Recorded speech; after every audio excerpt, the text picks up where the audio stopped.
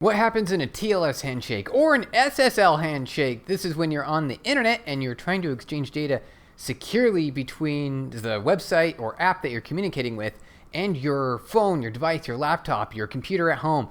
This is a way to allow you to provide anonymity on the internet and your security when you're exchanging confidential information such as your payment details and your contact information.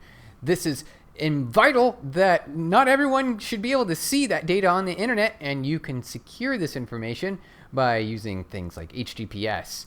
This is now mandatory in like the Chrome web browser. It mandates that by default you make API calls and visit web pages and make communications on your mobile phone via HTTPS.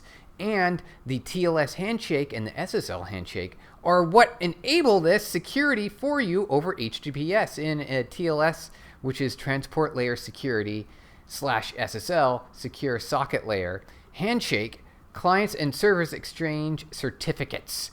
These are certificates that are generated typically by a root certificate authority. They generate it off of a root certificate, some random data that is the certificate itself. And then that certificate is then stored on a web server.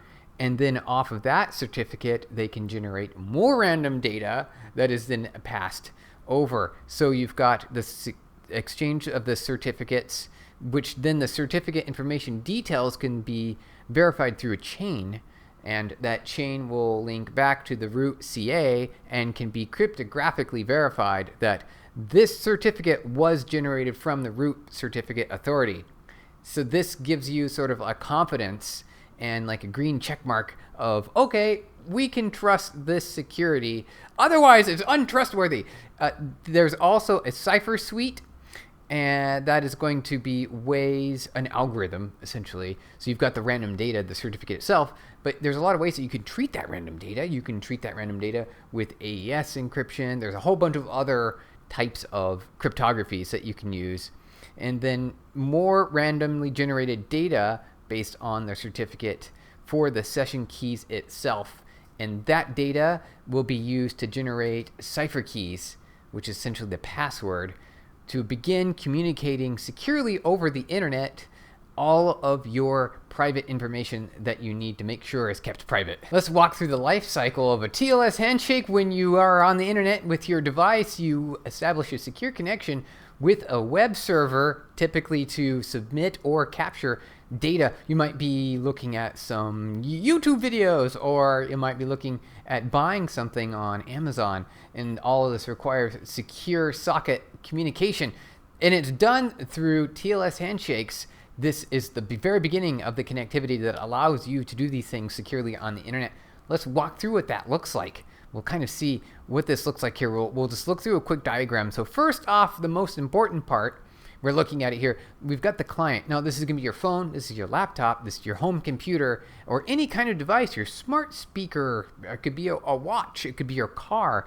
They all are a client. That's what we call a client, is that device that is establishing a secure connection. Step one, we are in the TCP world where it's layer 4. We want to establish just a basic communication channel, non-encrypted. We have to start at the very beginning is just the handshake, the TCP handshake. This is where I have my IP address. I've got an internet connection to the world. I have an IP address. And then I have a domain name like pubnub.com or cloudflare.com. These are domain names that we can get IP addresses from. We do a DNS lookup, we get the IP address, and then we start the SYN process, which gives us the ability to establish a TCP connection. SYN, and then we ACK back again. That will allow us, so this will be, here's my IP address and port.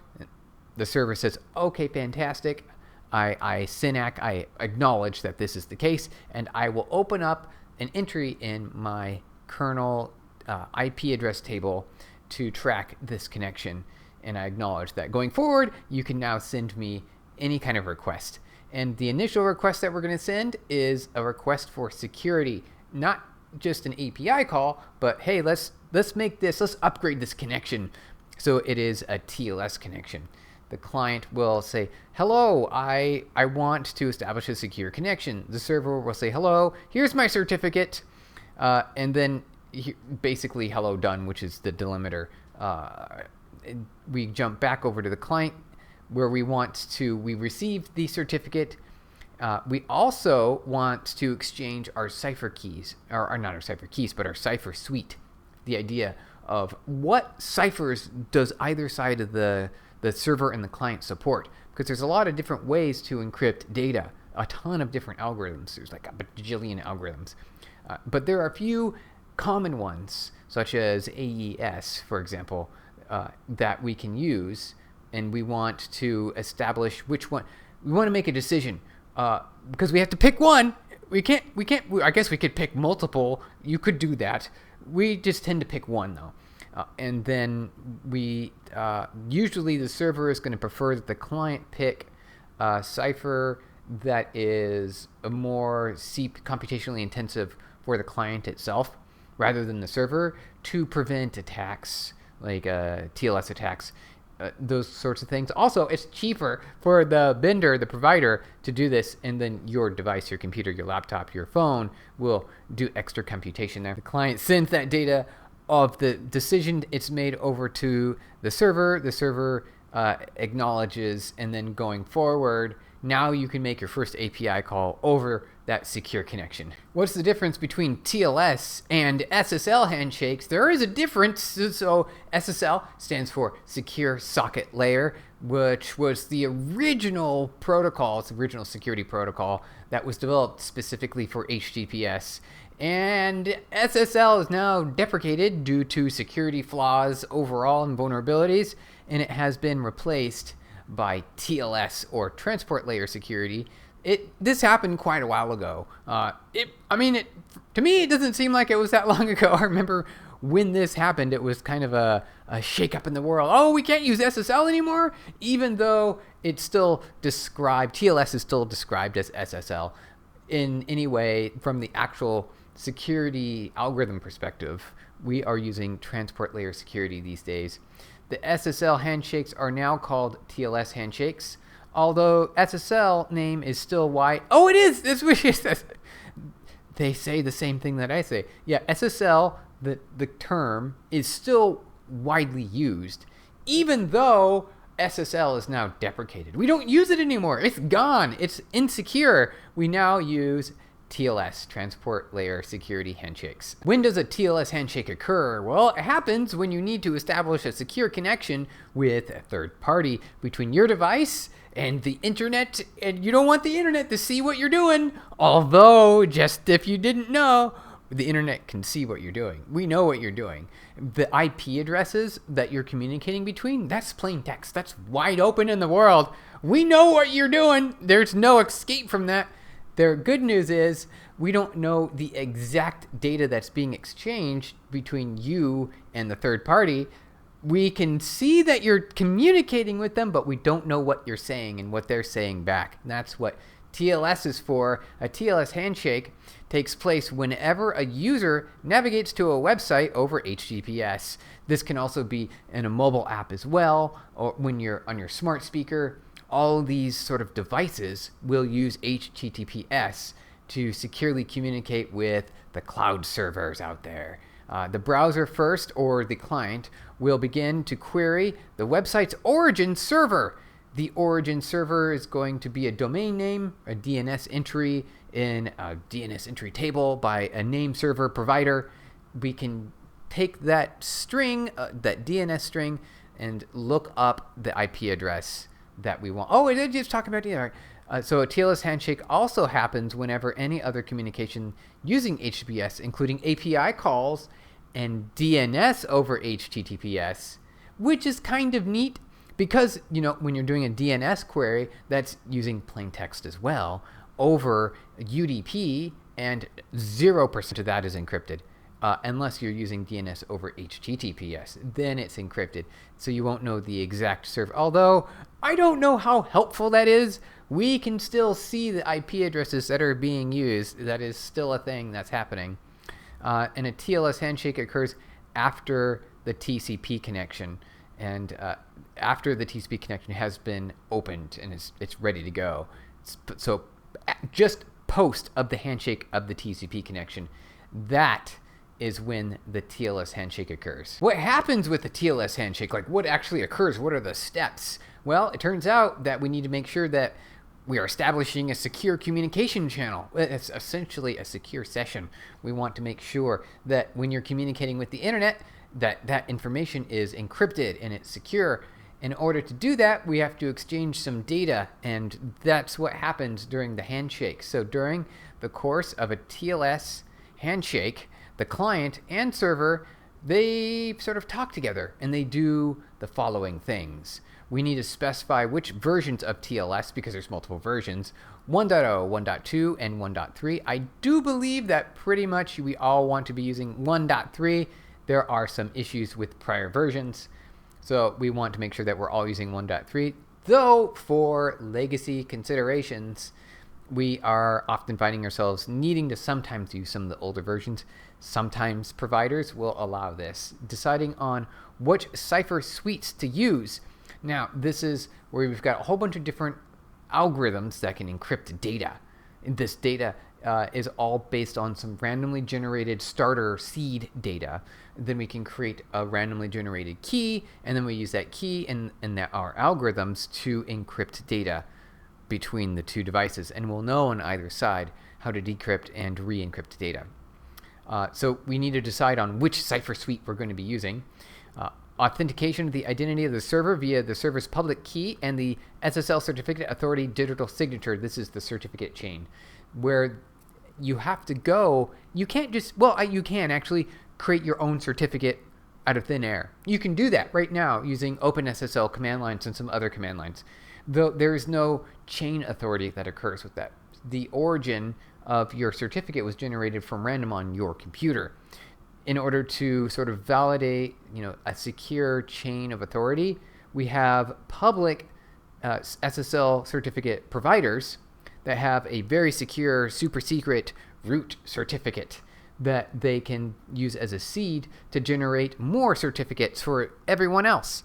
And inside that certificate is a link back to the root certificate authority.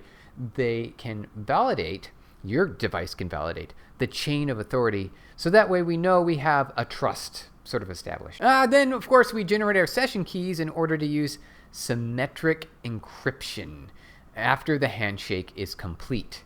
So this is interesting because there's multiple kinds of encryption patterns that are used, asymmetric and symmetric.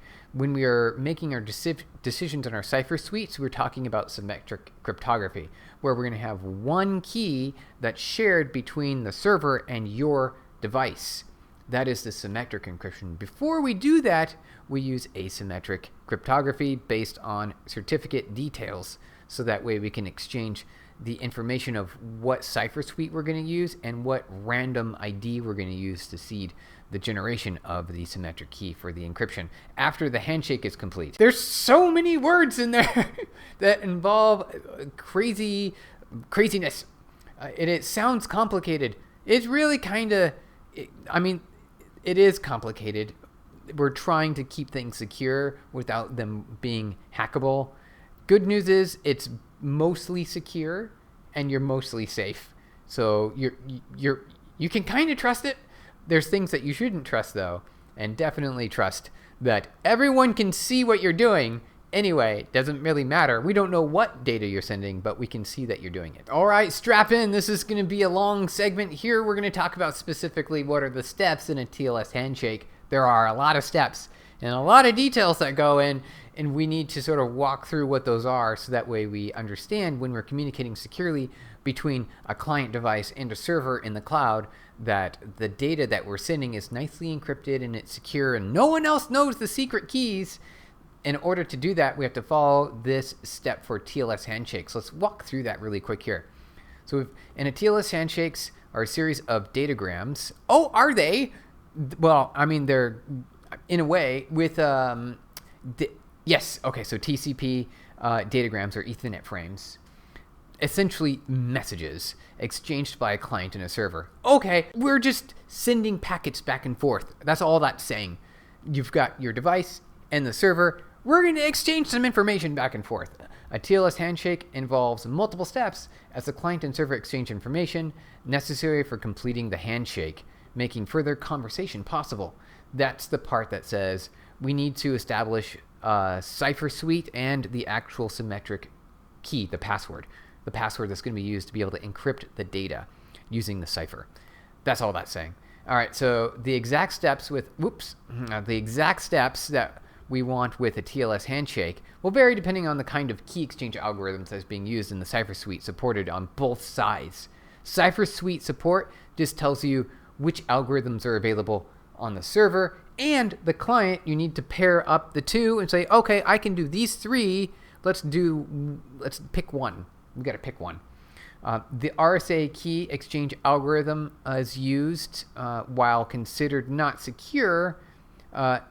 Originally, the version of TLS, it wasn't secure before 1.3. Okay.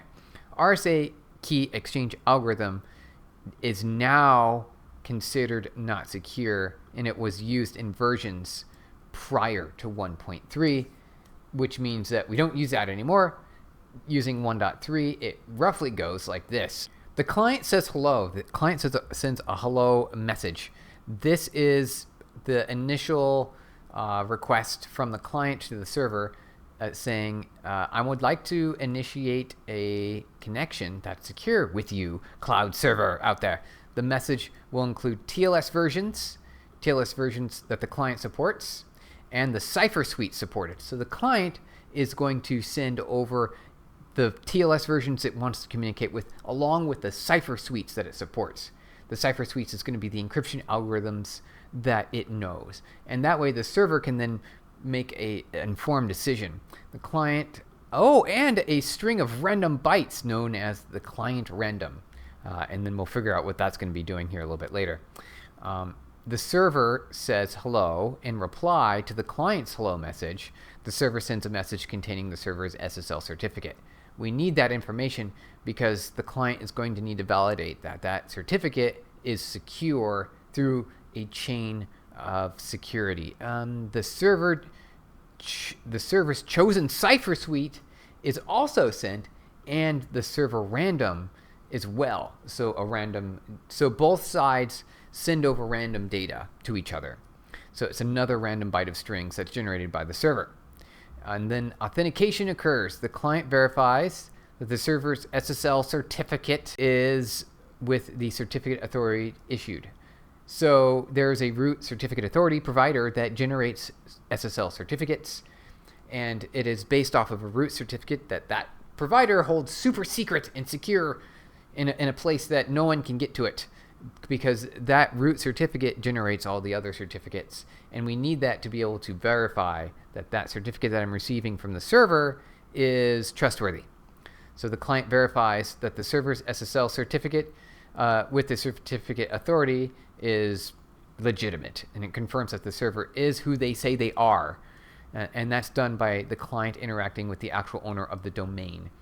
The certificates are tied to a domain name, and I know that I'm making an API call to, say, pubnub.com, for example. That domain I also have paired up with a DNS entry, so an IP address, and then the certificate is bound to the domain name, and I can check the certificate chain by looking to the authority provider provided in the chain. And also I have a list on my device, my phone, my laptop, of the known good actors, the known good providers out there. And so I can validate from that perspective. And after the certificate authority has been verified by your computer, a pre-master secret is sent over from the client using the public key of that certificate that allows the client to encrypt the data, and that data is going to be super secure. No one can decrypt it until we get quantum computing nice and happy. No one can decrypt it without the private key, and only the server has the private key, and that private key, it never leaves the server, and the private key is used to decrypt that random pre-master secret. Pre-master secret. All right, interesting. Private key is used on the server to decrypt the pre-master secret. Session keys are created. Both the client and the server generate session keys from the client's random. Both client and server generate session keys from the client's random, the server and the server's random. So that way both sides have the random of each other. We know what, and then we also the pre-master secret, which was sent with encrypted over to the server using the server's public key and decrypted using the server's private key. They should arrive at the same result. So now both sides have established essentially a ground truth of communication. We know our cipher suite. We know what our secrets are. So that means that the server is going to send back over the final result as well, sort of this acknowledgement. Now the client is ready. The client says finished. I have everything I need. And the server sends finished. I have everything I need. Now, guess what? We're done. Well, I mean, essentially, the secure symmetric encryption has been achieved. We've now had the ability to encrypt any kind of payload using our secure password on either side. And that secure password was exchanged securely using the public key information that we got from the SSL certificate. So we've got this nice secure bubble around our data, and we can communicate freely over the internet. So why are we all now using TLS 1.3 versus like 1.0 or 1.1, 1.2? We have moved away from those older versions because they have vulnerabilities, and now we're using TLS 1.3. What makes TLS 1.3 more secure? Well, it turns out that we do not support it. It removes support for RSA. No, and also some other cipher suites and parameters that were vulnerable in the previous versions. It also shortens the TLS handshake, making a 1.3 handshake faster and more secure. That's great. So TLS, not only is it faster, though it's more secure because it's eliminated the vulnerabilities. So what are the basic steps of this handshake? The client sends a hello message with the protocol version, TLS 1.3. The client random, which is a random string, and a list of cipher suites that are supported by the client and also accepted as the 1.3 cipher set. Because of support for insecure cipher suites has been removed from TLS 1.3, a number of possible cipher suites has been vastly reduced. Is that what causes it to be a little bit faster? Because now there's just like 7 cipher suites we can use instead of like 400?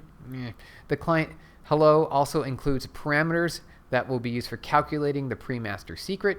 Essentially, the client assumes that it knows the server's preferred key exchange method, which, due to simplified list of cipher suites, it probably does.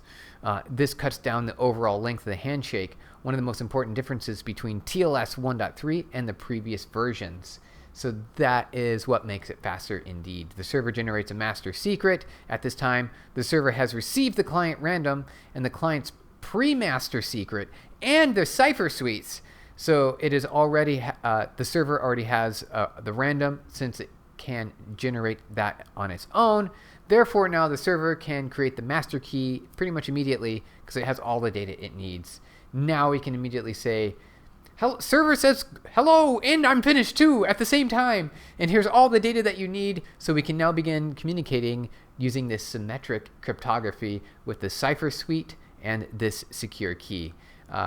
The server's hello includes the server certificate, digital secure signature, server random, and the chosen cipher suite. Because it already has the master secret, it also sends finished message. That's pretty cool. And now this whole exchange is much less intrusive. It's just easier because all the steps are compressed together into one. And the client can then verify the signature, verify the certificate, generate the secrets, and send finish as well. Off to the races. We now have a secure, encrypted communication path set up and ready to go. As a bonus, zero RTT mode for session resumption allows you to skip the step of all those handshakes that you need with those TLS communications between your client device, which is your phone, your laptop. With the cloud server, you can resume a previously established secure session by just providing a key. I believe there's a key involved. Let's walk through how session resumption works on TLS 1.3. It supports an even faster version of the TLS handshake that does not require any round trips. That's pretty powerful, which means no back and forth communication is needed at all. You can simply, I believe, the client would just include an extra sort of resumption key of some sort. If the client and the server have connected to each other, probably over TCP, right? As in the user has visited the website before and they've already established that secure handshake with the TLS communication, they can each derive each other another shared secret from the first session. So if they generate another secret or they reuse the same secret. Resumption main secret. The server also sends the client something called a session ticket that during its first session. The client can use this shared secret to send encrypted data to the server on its first message of the next session, along with that session ticket. And as long as the server knows what the session ticket is and it has that information, we can now safely resume the TLS communication between the client and the server. And if, in case things weren't crazy enough, what is a cipher suite? We do need to know what that even means. And a cipher suite is a list of algorithms. Well, actually, let's just actually read this really quick. A cipher suite is a set of algorithms used in establishing a secure communications connection, there's a whole bunch of different ciphers out there. There's a bunch of different math algorithms that we can use to securely encrypt communication between client and server, given a random secret ID or a password, essentially. Given a password, we can then use various cipher suites. Though we all need to know between the server and the client what is the agreed upon cipher, because if we use different ciphers, we're going to get different results and we're not going to be able to communicate. So you have to pick a cipher. And there are a number of cipher suites in wide use that are known good. There are some ciphers that are known bad, and we've started excluding those. And it's mandatory, essential for the TLS handshake, and it's agreed upon which cipher suite is going to be used for that handshake. You can make an HTTP request API call to a server endpoint using TLS connections from the command line using a constructed request from a text file. You can do this straight from a command line. It's actually pretty cool that you can do this. Check this out. So we're going to be using OpenSSL and S-Client to make a TLS connection to a domain name. And then from there, we're going to read data from a text file. As you can see here on the screen, we've got a simple request to get the time from the api.pubnum.com endpoint. Then we will read the data from a file here. And then we want to sleep for a little bit, because what this says is read the data, pipe it over to OpenSSL client, and then sleep to wait for the reply. If we don't have a sleep here, it won't wait for the reply, and it will close the connection immediately before we can even get to it. So what happens when we run the card? Look, okay, so it established a connection. Let's walk through this. It's going to give us a whole bunch of information here. We probably don't need to go over all this. We're getting into the deep end of the pool here on this. We've got the certificate and everything. There's too much to go through. I don't want to go through all this. I really don't. Let's just summarize what's happening here. We've established the TLS connection, starting with the TCP connection to the api.pubnum.com, which is going to return an IP address after we do a DNS lookup. Let's actually copy this really quick. So we do a, a dig on the API. It's going to give us back some A records, which are the IP addresses that we want to connect to. So we'll connect to those IP addresses. And then we want to make sure that we're looking at the domain name as well when we're associating with this. So now that we've got the IP addresses, we're going to establish a TCP connection between the client and server. After we do the TCP connection part, then all the TLS comes in and we start exchanging information. So you can see here, this is the first line. We're just starting to talk, and we got the IP address and we've made a connection. And so now we're connected. We're going to download the information we're going to make a request to the server with the data about what we want as well on our side. Let's exchange details between what kind of ciphers the client and the server have together that are available. We also want certificate chain validation capabilities. So it's going to pass back all the data from the certificate. Then this is going to, this could be a whole nother video. We should just probably make this a completely different video about TLS connections in general. We've got data about where the the cert was established, where it was generated, who's the CA, so that way we can then fetch data from the root CA to validate via signatures that the certificate that we downloaded from the server really is valid, essentially, something that we can trust. It hasn't been polluted in some way. And this is the certificate. It's a base64 encoded bunch of binary numbers that we use to create a symmetric cipher that's going to encrypt the data payloads between, this is the part that's going to get encrypted, right? Our API call. We're going to create a symmetric cipher, and it's based on, and so in this case, what did we select? No client certificate CA sent, pure sign digest H. So we're going to validate through SHA-256, and the server is going to give us a public-private key temp for the handshake so we can exchange the cipher, which is basically the password, and it's going to be the session that we use, so that way only you, your client, your mobile phone or web browser, has a unique key that can be used to encrypt data between the server and the client. And so we do the negotiation using a public key, secure negotiation, no compression, no expansion, no ALPN negotiated. We're going to use 1.2 for the negotiation. Then we have what is here, TLS session ticket, which is going to give us the ability to resume the TLS session.